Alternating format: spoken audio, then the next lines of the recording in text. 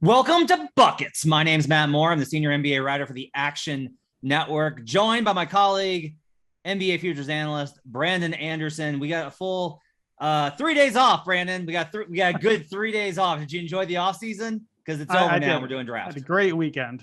and now we're back at it. And to help us break down the NBA draft and betting from all sorts of angles, my friends, an absolutely genius level draft analyst who I have long thought is one of the best minds out there when analyzing prospects. Very knowledgeable, lots of intel, lots of stuff to get from him. Also, been known to throw a few bucks around games every now and again. He's the Athletics' Sam Vecenie. You can also catch him on his podcast, Game Theory, with Sam Vecenie. Sam, how you doing, buddy? I'm doing great, man. How's it going, boys? I'm excited. It's draft week. We're here. We're finally past it. I finished the draft guide, early last week. It's going up tomorrow. As you can see by my eyes that are like sunken all the way back into my face, I have barely slept, it feels like. But I'm pumped. I'm ready. This is it. Let's do it. Yeah, it's great because you have all this energy now, and by Thursday, you're just going to be like, end it, God. Please end it. Let it be done. Oh, no. Well, the funny thing is that on Friday, so it's Friday here because I live in Melbourne, right? So sure. The draft happens on Friday morning here, but because it happens in the morning, I have to wake up at like 3 o'clock in the morning on draft day. So, and look, like Matt has kids, like Matt's up at 3 o'clock or used to be up at 3 o'clock, like when the kids were younger and everything. Like he's like, how can you even complain about this, right? It's just, you can't manage it sometimes. You got to just roll with it. And then let me ask you something. With you on that time differential, how often do you wake up in the morning and just your phone is just like, just like a whole long string of stuff? Every day. Like seriously, every day, especially like for the last month, there has not been a day where I've woken up where I have had less than 5 text messages at least. This morning, I woke up and had, 1, 2, 3, 4, 5, 6, 7, 8, 9, 10, Woo! 11, 12 different people reach out to me within the basketball industry. So, I've been awake now for 2 hours. So, between 12 and 9, I would say that was 12 people. So that's going to happen. Jeez. Well, let's start right at the top. Okay, let's start right here because I did an article on Action Network breaking this news down. I want to get your thoughts on it, Sam. So, okay, for Orlando wins the lottery, and Jabari Smith was plus 1,000. It was a 10-1 back in February when I bet him. Like way back, it was 10-1 on Jabari. Orlando wins the lottery. Immediately, Jabari comes in as the favorite as the books start to pop up. It's a slight favorite, and that grows over time. And he goes, Brandon, do you remember what the highest he got to was? What Jabari got to? It got to somewhere around like -4, -500, depending on the books. Yeah, I saw it at 500. Yeah. It was wild. In the last, 3 weeks, we've seen a regression from there. And like I was betting, you couldn't get Chet at a great number. You can only get him at I never got him anything better than plus 200. Bet some on Chet at plus 200 then, because I already had the 10-1 on Jabari. And now it's moved way, way, way, way back. And now Jabari's still the favorite. Chet is a small plus number. And what's interesting is Ben Paolo Banchero, who everyone was like, oh, he's going through to Houston. Problem solved. Like it seemed like one of those draft things where it's like, oh, this is just convenient. Houston wants a big. It's never convenient. It's never convenient. Yeah. it seemed like everything was going to be fine. Then something happened on Sunday. I had 2 people reach out to me in the league and be like, hey, there's a little bit of noise that Banchero may go number 1. Now, that may just be like draft nicks talking to each other and being like, Banchero just might be the best guy in the draft. That's entirely possible. But the movement of the books has been stark. He was plus 1,600 on Sunday afternoon at BetMGM. He's plus 400 to go number 1 right now. If it was just at BetMGM, okay, one bettor came in, decided, got hammered, came in on their phone, bet a big number on Banchero at a plus number. They moved him, whatever. Right. But it's been across the board. And I checked in with several books. WinBet had 37 bets placed in the last 24 hours on Banchero to go number one. We've seen DraftKings moving from 1,100 to 1 to 400 to 1. This was the most stark one. Superbook told me they hadn't had the props up yet. They opened on Monday morning at plus 1,600 and immediately saw sharp action. That's per Jeff Sherman over at Superbook. Thank you, Jeff. Sharp action, moving him from plus 1,600 to plus 400. So there's been, for whatever reason, the Sharps think that Paolo Banchero is value bet at 16 to 1, 9 to 1, 12 to 1 to force this all the way down to 4 to 1. Sam, what's your read on the Paolo Banchero Orlando situation as it relates to the number one pick in the draft? Yeah, so I think that to talk about the Paolo situation particularly, we have to start by talking about the Jabari situation, because I think that ultimately that's where this initial thing has happened, right? I think that the odds got way too pushed in Jabari's favor. From what I understand, there was never really a decision that was made in Orlando, and there has not been a decision that was made as of late last week that Jabari Smith is like 100% the guy. So that's one side of this. The other side of this is I remember I was talking to Jack Miller over at Establish the Run, and he actually asked a question on the podcast and said, like, if you were handicapping the number one pick, how would you handicap it? Like, how would you figure this out? Right. I said that I thought Jabari Smith should be around minus 160 or so. I thought that Chet should be around plus 130. And I thought Paulo should be, plus 700, something like that. I think that the Paulo action is more that the odds are so drastically like out of whack right now. And Paulo is genuinely equal with these other two guys. Like, if you have Paulo at number one, I think that's totally reasonable case. I have Paulo at 3 personally. I really like Paulo. I think he's a potential all-star level player. I just have him a little bit lower than these other two guys. But around the league, it is much more split. Like there is a real split in terms of, do you have Chet at number one? Do you have Paulo at number one? Do you have Jabari at number one? And I think that because all of us who do mock drafts and do it in a mainstream, whatever the hell you want to call it, right, manner, we all had it as, me, Gavoni, Jeremy Woo, X, Y, and Z, right? We all had it as Jabari, Chet, Paulo.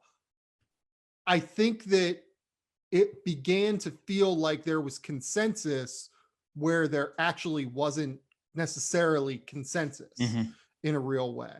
And it's not to say it was groupthinky. It was just, that is, what all of, our disparate intels. I'm not going to speak for them. I can speak for myself and say that, like, my intel seemed to be that Jabari was the favorite. Oklahoma City, Chet makes a lot of sense to Oklahoma City, and Houston will take whichever of the 3 falls. So it's complicated, I think. And I think that it's more of a reaction to the fact that Jabari is not a surefire number one overall pick. This is a 3-person race, genuinely. And Paulo was priced way drastically higher than he should have been at plus 1,800. Right.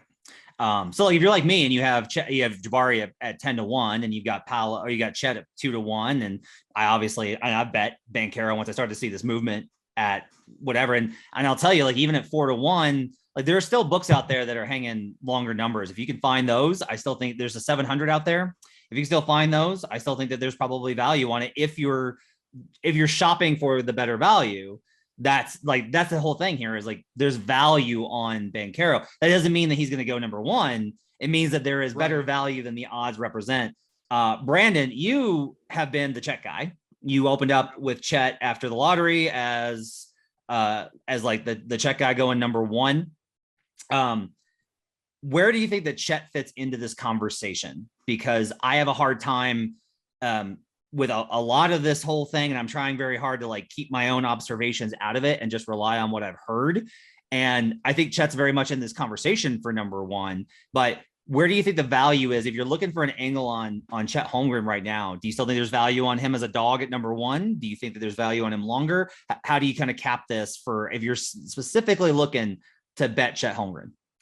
Yeah, I think the value on a possible Chet number 1 is gone right now. Again, same thing you're saying. Not because I don't think he can go number 1 anymore. I think he absolutely is in play.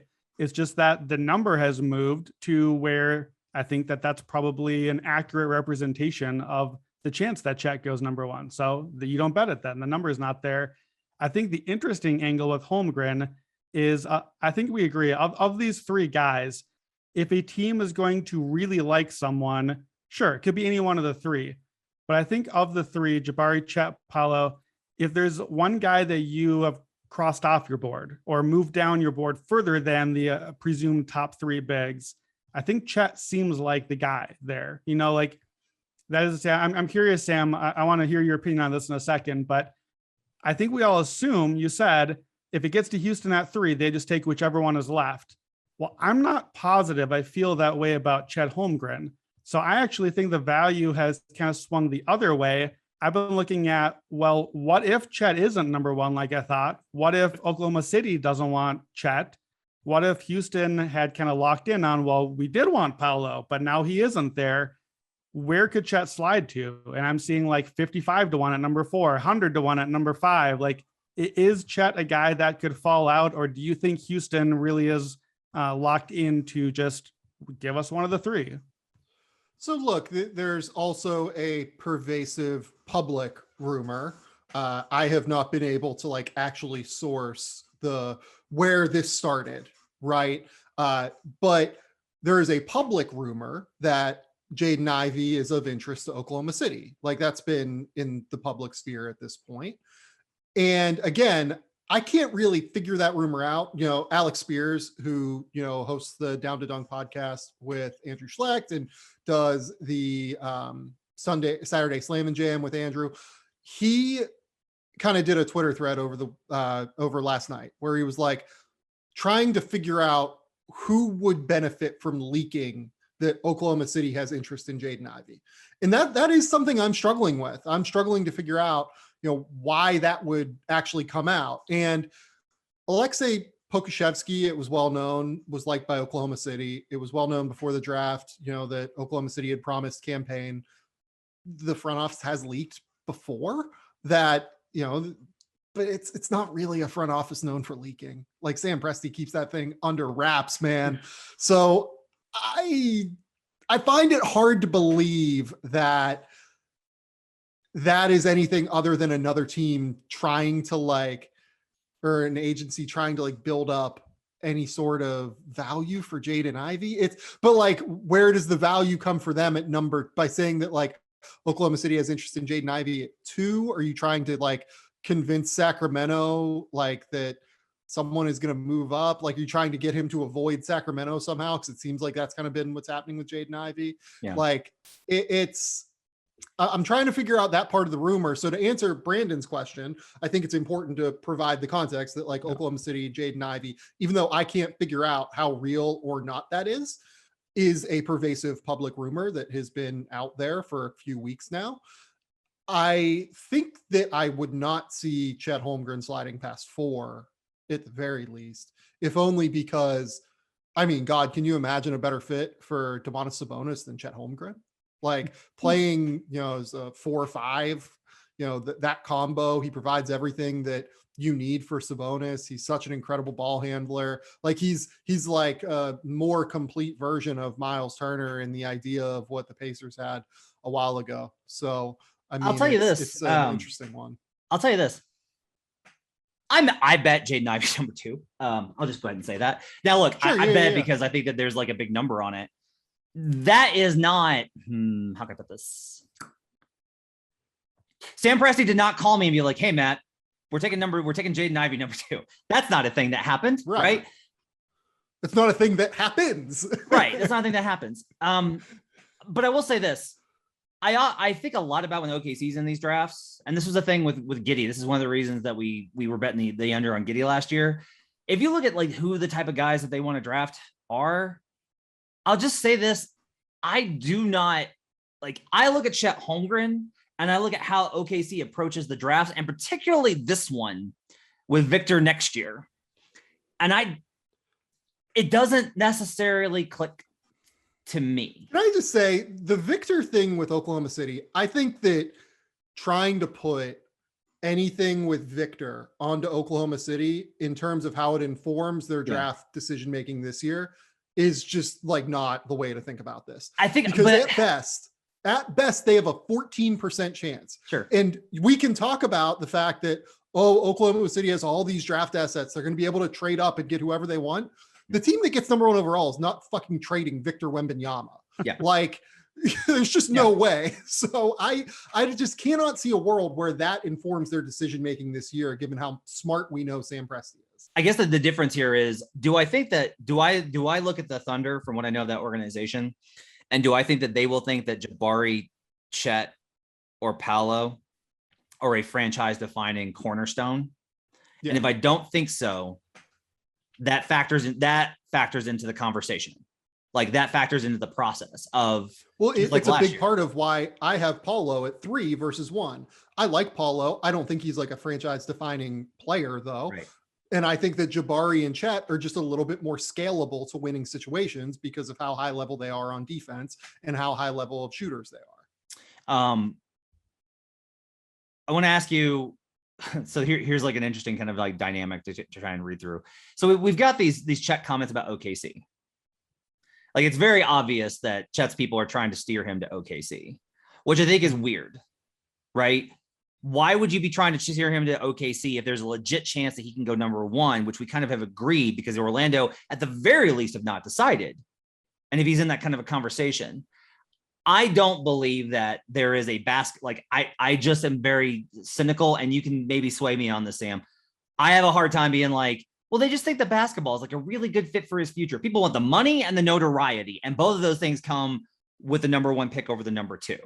And yeah, it's a slight differential in terms of you still get paid really well. And OKC is a much better organizational fit for sure. But and the other thing I'll say is, we talked about how close to the vest Sam Presti plays it. The first thing that they're ever going to tell those prospects, the first thing they're ever going to say is like, hey, don't talk about what we do. Like that's their entire culture is don't talk about what we do. Reporters, other teams, anyone, your grandmother, the president, don't care. Don't talk. We don't talk. Right. So I'm having a hard time trying to figure out how we read the comments. His agent, Bill Duffy, Chet Holmgren's agent, Bill Duffy, is close to both the Magic front office. He has longstanding ties to John Hammond, and he's known Sam Presti forever. Like those two are on good terms. So there's no like edge there, but I want to get your read on what you think of the Chet comments about OKC. Well, at the end of the day, all about money and everything like that. Like it has to do with playing time. Orlando's front court is somewhat loaded, and we don't know what the situation with Jonathan Isaac is right now. We don't know, how that front court is going to shake out because of that. They also have Franz Wagner, whose best position is the 4, which is the position that Chet is probably going to have to play early in his career. They already have Wendell Carter at the 5, who they've signed to a longer term deal, which is hopefully Chet's best long-term position in 5 years. They also have Chuma Okeke, who's going to get some minutes. I think it's purely like, okay, maybe Chet Holmgren plays 20 minutes a night in Orlando. Oh, by the way, they also have this Mo Bamba situation where I would assume they're not going to pick up his qualifying offer just because of how expensive it is. But like, we don't have any indication there yet on that. Oklahoma City, there's just nobody there in the front court. Like he's going to play 30 minutes from the jump. He's going to put up numbers.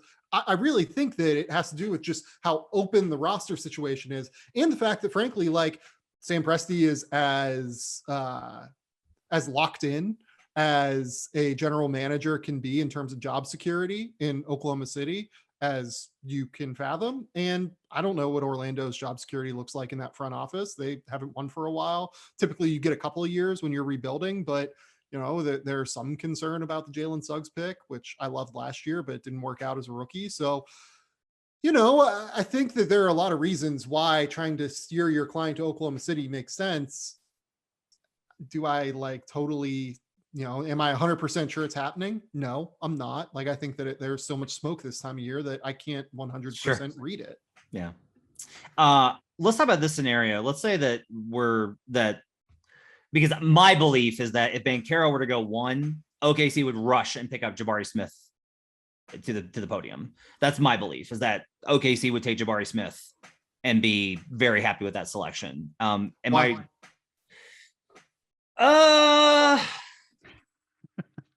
A long-standing comfort of institutional knowledge, let's say. I feel that is my now. Again, we're everything in this is these decision makers are often like things change, right? Like the last time that I checked in on these things could be wrong, but that's my belief, is that they would take Jabari if Banchero went 1. Let's say that I'm right for the sake of the argument. Let's say that I'm right, and if Banchero went 1 and Jabari goes 2. Let's say that there's nothing warning off of Houston from Chet any more than just the normal, like, wait, Orlando and OKC both passed on Chet, because that's going to give anybody pause. Houston wants a big, isn't it? Like, is the difference between Banchero and Chet, and I know they're drastically different players, but is there anything that would make Houston not take Banchero or Chet at that point? Because that seems to me like, okay, if he slides past 2, if he's the one that gets edged out for whatever reason, then Houston will just pick him up at 3.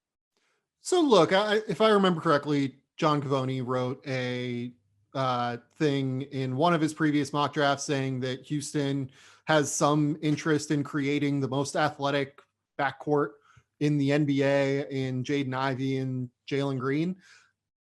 I find that hard to believe. I think that like a part of trading Christian Wood probably had to do with the fact that they were opening up a front court spot and have some sort of indication on the direction that they were going to go. Right. So I would think it's much more likely that Chet Holmgren would go number 3 if he would fall to number 3 than fall to number 4. I think that number 3 with Chet is as far as he would get to. But again, I don't really know if, like you mentioned in your story that Chet, from Matt Babcock, I guess was the report, that Chet hasn't been as forthcoming with his medicals as some other prospects have been. And I don't know if Houston has gotten his medicals. That's just not information that I have. Right. So could that play a factor? Maybe. I don't know. I think that Houston's done a pretty good job of, outside of trading Christian Wood, keeping their draft intentions relatively quiet, but it's also because it's pretty simple. I think like you just take whatever big falls to you and you go from there. Right. Let's move on to, go ahead. Go ahead, Brandon. Follow up. So let's say we're on draft night. It's pick 4. Pick 4 has just gone on the clock, and whatever the story is, one of these 3 big men is available. Well, let's say I'm assuming it's probably Jaden Ivey went to one of the top picks, but we're at number 4. What percentage, or who would you give of those 3? Who's your most likely candidate, or like, what's the scenario? Who's the guy that is available in the weird spot where we made it past the top 3? I think Chet is probably the one that would be available. That's what you're asking, right? Which big would be available? I think Chet's the most likely one to be available. So Chet either goes, So Chet either goes 2 or he falls 1-2 or he falls.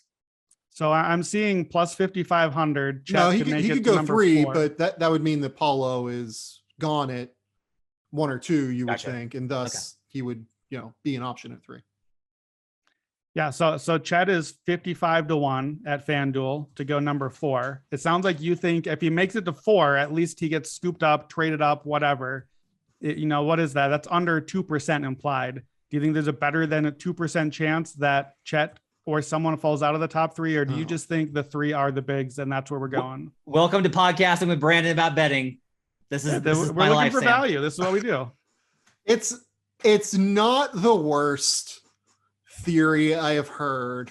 I would be pretty surprised if we're on draft night and Chet falls below number 3, if only because typically the guys that fall, they have some sort of question in regard to character. There has never been any sort, like, forget questions in regard to character. Like, Chet is elite across the board in terms of character. Yeah. And I tend not to bet on those guys to fall at the end of the day. Let's move on to the 4th pick, which is the most interesting one on the board, is the Kings pick. Shams Charania of The Athletic reported on Monday that The Kings actually are growing more comfortable with keeping the pick. This is the same time that I got two different texts about possible deals that they're exploring for the number 4 pick. Like, I'm not saying they're going to trade it. I'm saying that's not like the Kings are like, maybe we'll just keep this thing. Vivek Ranadive has expressed like a like for Keegan Murray. I think there's a lot of speculation on Murray, especially going high. His number is really interesting. They're hanging a bad line on us. DraftKings has him 5.5 as the over under. It's a minus 235. I have to pay minus 235 essentially that he goes. I think that's a good line by DraftKings for what it's worth. I mean, it's a good line like for them. If I'm thinking about it from the sportsbook perspective. Yeah, it's a good line for them. It's a bad line for us at minus 235.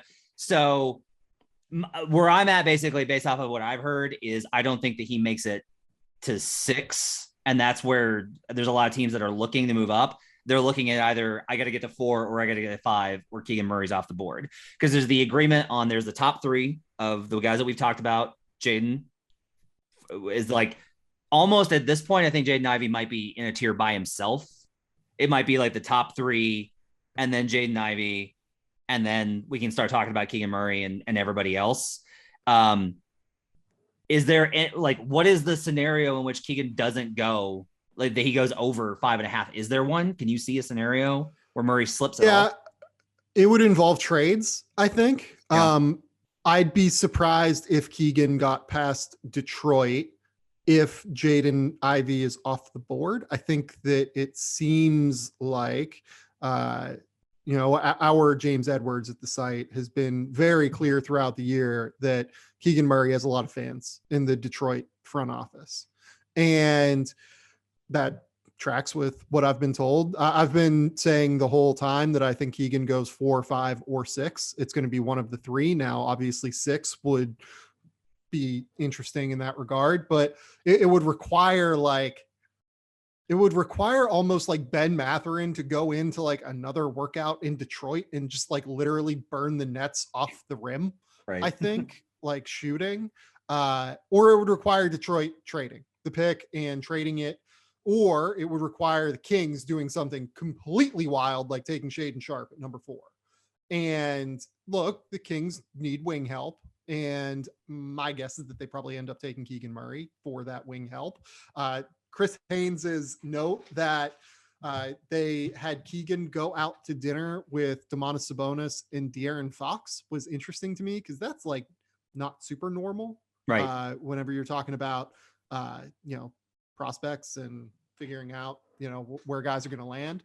I haven't really heard of that a ton. It happens, but that's not a normal occurrence. So I think the Kings absolutely have real interest in Keegan.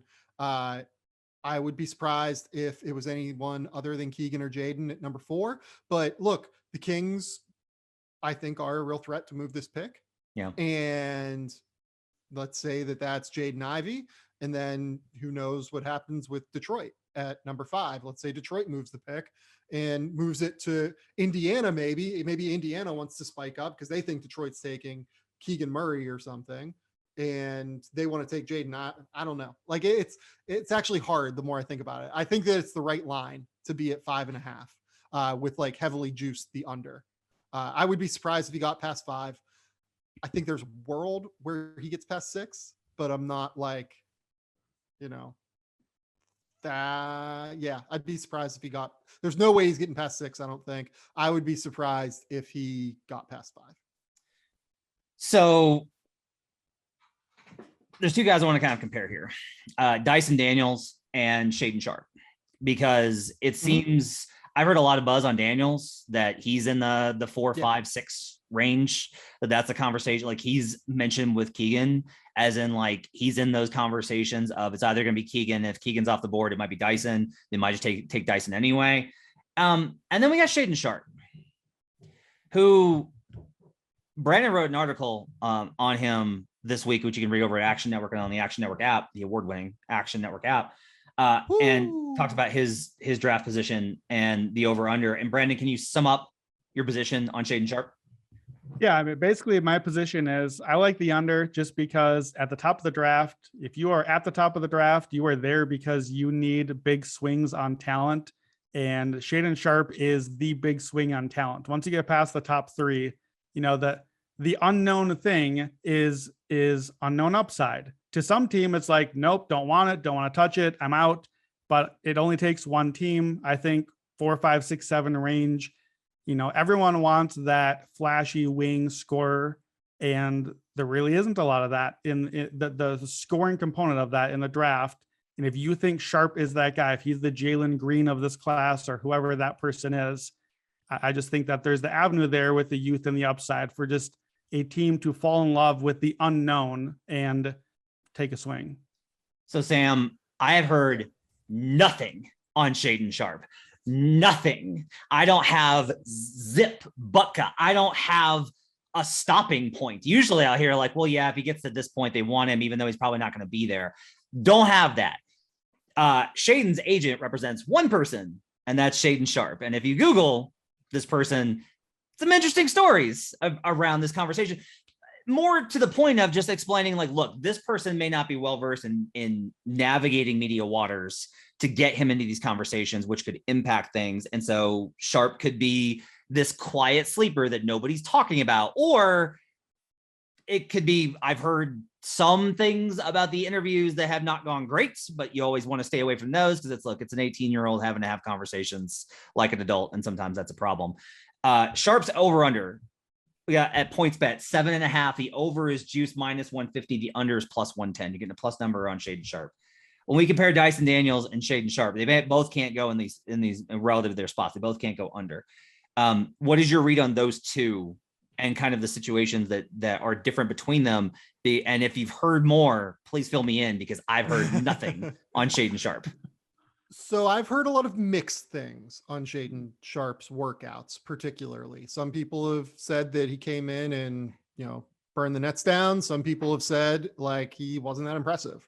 So I don't know what to make of that. Maybe he was impressive some places, not impressive others. I know he's worked out a ton of places, I feel like, or at least met with a lot of places for someone that is seen as a lottery pick. Like typically lottery picks, they kind of limit and target and try to make things a little bit more targeted is the way to put it in terms of where they're trying to land. Shaedon, it seems like been more all over the place.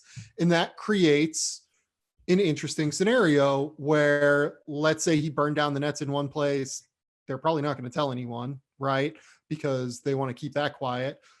He doesn't play super well in another place. They're probably going to tell everyone because they're like, okay, let's keep our options open, right?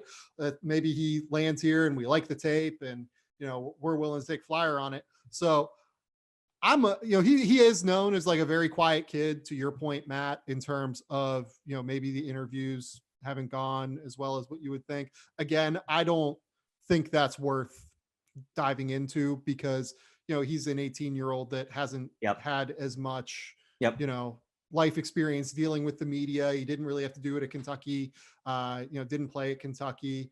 It's just, to me, like diving into that world is just not something that I do. I don't think if he's a quiet kid, that's not a bad thing. Like it doesn't have to be a bad thing. It just can be who he is as a person. In terms of where he falls, there is definitely more heat on guys like Ben Mathurin, on guys like Dyson Daniels, on guys like Keegan Murray, certainly, and Jaden Ivey. So you have your top three. That's your next four. The over-under is 7.5. It would require him being able to break into that next four grouping in order to be taken under 7.5. I would stay away from anything Shaedon Sharpe related right now. If anything, with PointsBet, are you able to PointsBet the draft positions to where you get like increasing numbers of multiples that you make? I have not seen it, but we can ask for it. You can always ask. We should ask for it. I wouldn't mind like points betting the over on Shaedon Sharpe, maybe. Because if he falls, like I think there's a chance that like he goes a little bit. But I also just don't have enough information to be like, oh yeah, over under 7.5. Like that's a number that I would take. I think he very well could go number 4. I think he could go, 6 or 7, something like that. Like it wouldn't blow me away at all, because Indiana, I think, has done a pretty good job of keeping quiet what they want to do. I think that, they really like, it seems like Keegan and Jaden Ivey. Whether or not they're able to move up to get one of those guys, we'll see. Maybe the Kings would be able to like negotiate a trade with Indiana where, the trade that just makes the most sense in my world. I've said it 5 times on 5 different podcasts, like Chris Duarte and 6 for number 4. If you really want Jaden Ivey, if you're the Indiana Pacers, makes a lot of sense. Jaden's like a perfect fit with Tyrese Halliburton in terms of explosiveness, being able to create his own shot, pressure the basket. Tyrese is incredible as a decision maker, shooter. They both can play on and off the ball. Like that just makes a lot of sense for me in terms of like creating upside for your organization. But it seems like Indiana is very active right now in general on some of their veterans as well, which could mean that they create other opportunities elsewhere to be able to move up or down the board on draft night. So it's going to be complicated here. It's going to be very, very complicated, I think, trying to manage what's going to happen with Shaedon, because I think it could end up being a situation where a team trades up or down to try and get him. And I don't like betting on draft props if I would ever bet. Not that I ever do that. Right. Sure. No. Very clear. Not that I would ever bet on these. I like things that are more, that I feel better about in terms of the intel. And because the draft board is so fluid right now, in that 4, 5, 6, 7, even 8 to an extent range, I think that it's very difficult to get a handle on the over-unders that are listed in that range. Well, let's talk about some later ones before we get you out of here. By the way, that's a terrible answer. I know it. Oh, it's okay. I know it's a terrible answer. No, I know that people want to have fun on draft night. I think that's the thing though, is like, there's a lot of uncertainty here. Like this is like last year we had some absolute diamonds, and I think Keegan Murray is one that I'm really kind of centered on right now. But like there's a lot of risk in this market at this point. Like, there's just, to me, and I think some of that is because of like the truncated schedule in terms of like we got done with the finals on Thursday, and the draft is a week later, and like all these types of things. And honestly, just like the workout process, from what I understand, like the workouts, just people were still in workouts they're still doing them now. And so like, it's a little bit, there's less intel, I think, than we haven't had in recent years. I mean, look, like, as someone that does this personally in terms of scouting, like the draft crept up on me, like in a pretty real way this year, in terms of like the timeline being shortened. I think we all got used to the last couple of years where it was, we had an extra month last year. We had an extra 5 months the year before. I think that teams, didn't necessarily adjust, and it took me a while to adjust as well. Let's hit some quick over-unders here on guys that are in the 10 to 20s range before we get you out of here. AJ Griffin is the guy that I've been most interested in, because I heard really strong things from him from scouts. I still have not heard anything on his medical. I think that's still a question mark that's up in the air. It opened at 10.5. It moved to 11.5. My understanding is that I like the under. I bet the under at 10.5. I think that one might lose, but I like him a lot at 11 specifically. If I find a prop for him to go, and you can bet this, if the Knicks don't trade, which is obviously a threat, that's a threat that the Knicks will trade out their pick. But if they keep their pick, I think there's a good chance that AJ Griffin goes 11th, which hits the under on there at a plus number. He's juiced to the over. I've been a little bit surprised that AJ Griffin has not generated more buzz, because everyone I talked to about that has seen him or gone through or done the scout on him or gone to the workouts is just like incredible shooter, like just an absolute bucket. And I'm a little bit surprised that there's not more buzz on him. What are your thoughts on AJ Griffin over under 11.5? So I'm a little bit lower on AJ as a prospect in general. I don't love his defense. His defensive tape this year was really, really bad. That's not to say that he's not going to be a good defender long term. He's 6'6" with 6'11" wingspan. He was coming off of injuries, basically 3 years running, including this past year's off season, entering his season at Duke. So there are plenty of reasons to think that like he wasn't quite there defensively at 100%, right? And he can get there. Having said that, it's not very good right now, and we need to acknowledge that. And I think that that's a part of this as we're trying to project AJ Griffin to the next level. the second part is what you said, Matt. I mean, we just have no indication on the medicals, and this is a guy that has missed parts of the last 3, or at least parts of his junior and senior year in high school, and then, had a knee injury coming into his year at Duke.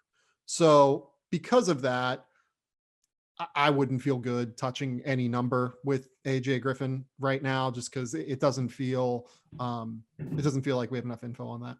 Jalen Duren is a really interesting one at 10.5. He is juiced even on both sides at -115 at PointsBet. Yep. I think that's really interesting. I've heard him discussed more. Like, I think he's got a hard stop at around 14, 15, depending on if he were to fall that far. But when I look at the 10.5, I was kind of curious because, okay, we got the big three. We got Ivy. We got Keegan Murray, Mathurin, Dyson Daniels. That's 7, right? And Sharpe is something of a wild card in this. Something of a wild card. He could slide, but we can put him in that conversation for 8. So that leaves us with only 2 spots left for Duren to hit the under. What's your read and what have you heard on Jalen Duren over under 10.5? So the way that I think of this is from the perspective of bigs, right? And landing spots for bigs in an NBA where we're trying to determine, this is all about versatility now. There are fewer spots for true bigs. I'm not someone that really buys into like Jalen Duren being a versatile big. I think he's just like a pure drop big who isn't really going to shoot all that much long-term. Maybe can hold up on a switch against guards, but probably not against the quickest guards. So you're probably going to drop him constantly in the NBA. So where are the landing spots? How many teams are realistically going to be looking at bigs? I think you can make a case for Portland to maybe look at bigs, depending on what they decide to do with Yusuf Nurkic. I don't really see it for the Pelicans. They have Jonas, they have Zion, they have Jackson Hayes. San Antonio, certainly you can make a case for bigs. From what I gather, they're going to stick to their board, pure and simple. Like, they are not going to just take a big at number 9 because they maybe possibly have a hole in the front court, depending on what happens with Jakob Poeltl. Moving forward, does he sign an extension? Does he leave after next season? We'll see. Number 10 is Washington. They have Kristaps Porzingis. If they take a center, God help us all. Number 11, the Knicks could realistically take a center, I think. Very plausible. Number 12. Who is number 12? Give me a team. Oklahoma City. The Oklahoma City Thunder over the last few years have really built around having 5 guys that can grab and go and can just grab and start the break quickly. I don't really see Jalen Duren or Mark Williams as being the kind of guy that fits with Oklahoma City. On top of it, we think they're probably going to take a big at 2. So that doesn't really make sense to me. Number 14, Cleveland. Certainly not looking for a big. Number 16, Atlanta. Not impossible, right? Just depending on what they do with Clint Capella here. But they also have Clint Capella and Onyeka Okongwu. Probably not a great landing spot. That leaves 13 and 15. I think 13/15 is probably the landing spot for Jalen Duren if it gets that far. But it's harder to find these spots for bigs than you think, especially if San Antonio and New York pass on bigs in number 9 and 11. It's very plausible that San Antonio could just take Ousmane Dieng and then the Knicks take AJ Griffin, and Jalen Duren and Mark Williams were sitting on the board at 13. The Hornets take one, and then, we're looking at 18 and one of those 2 guys is still on the board. Okay. Sounds like we got some value on the over there on Jalen Duren. And then the last one I'll give you is Tari Eason over under 17.5. I don't think there's any way he gets to 18, just based off of what I've heard. Eason has picked up a lot of momentum last couple of days in terms of teams. What I like to target a lot of times with these bets is I want to listen to who's the guy that's generating a lot of interest from certain teams in a range, and then expect if these teams are after him, probably some teams above him or higher on the list are after him too. So Tari Eason, I think, is one that I would look at for the over under at 7. I'm going to bet the under on 17.5. I think that number's right. Okay. I do. I think that number is just about right. Something just right outside the lottery. I wouldn't feel great about betting that number either way, to be honest. Okay. I'd probably stay away from Tari. You got anything else that you want to share with us on the NBA draft, Sam, in terms of I think I saw the first number for Ousmane Dieng at 14. Yeah. That was one that I'd be pretty stunned if he got past 14. I'd be stunned if he got out of the lottery, is what I would say. You and Ryan Russillo, lockstep on that. That's what I know you can bet right now still at a very juiced number, but you can bet on first international player. Do you feel like Jang is close to a lock on that at this point? So we're not counting guys like Dyson Daniels, Ben Correct. Mathurin, Yeah, we're et basically cetera. it's Jovic at that point. That it's a head to head Yes, mostly. I feel pretty good about Ousmane Dieng being the first international for sure. So I'm looking at, you can do a top 10 bet, and at DraftKings you do it at points bet. I'm gonna read you. There are 6 names who are somewhere between plus 150 and plus 750. So basically, the guys projected to go in like the 11 to 16 range. I want to know, Sam, who you think if one of these guys snuck into the top 10. So I'm not going to do the odds. They're all 150 to 750 at DraftKings. Jeremy Sohan, AJ Griffin, Akshay Akbaji, Ousmane Dieng, Mark Williams, Malachi Branham. Those are the 6, and then it really drops off from there. Who's one of those 6 you feel like could maybe sneak into that top 10? The 2 names that stood out there to me were Sohan and Dieng. I would say Dieng a little bit more likely than Sohan, but those were the 2 that whenever you said that immediately kind of popped out to me. Dieng plus 450 at DraftKings. All right, that's going to do it for Buckets. We'll be back on Wednesday with another episode with our guy Luke Swain breaking down the NBA draft, getting set for Thursday's draft. Let us know what you're betting. Hit us up on Twitter. I'm at HP Basketball. You can follow the company at Action Network HQ. Brandon's on Twitter at Wheaton Brando, Wheaton Brando. You can follow Sam's work at The Athletic, and you can find him on Twitter as well at Sam_Vecenie. You should check him out on the Athletic app as well. Sam, thanks so much for coming on, buddy. Of course, guys. Anytime. We'll be back on Wednesday. Until then, let's get buckets.